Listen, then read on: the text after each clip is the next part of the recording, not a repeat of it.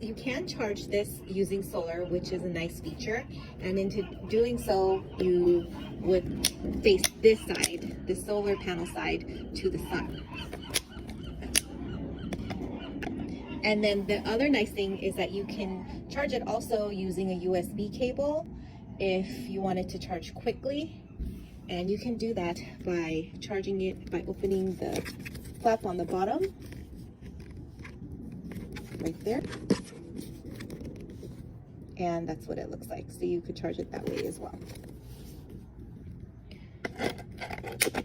And it also does come with a carabiner that you could use to hook it on here. So then that way you could hook it onto your bag or wherever you like.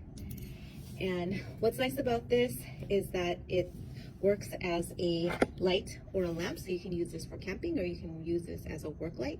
And now let me show you how it works. So it's fairly simple. All you have to do is press the power button. Press it down, and there's 4 different light modes. So this is the first mode, which is the highest mode, and if you press it again, it dims down a little bit, and then if you press it again, you have this yellow light that's on the border, and then if you press it again, you get this red blinking light right there. And if you press it one more time, it just cycles back to the original and just cycles through. So, and then to turn it off, all you have to do is press it down, and then it turns off, and there you have it. Thank you. These are the different settings. Lower, we have a warmer light, we have emergency light, and then we have the strong bright light.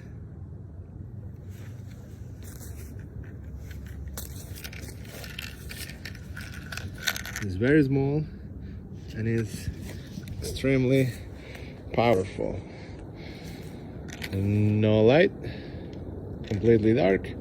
With light, my whole backyard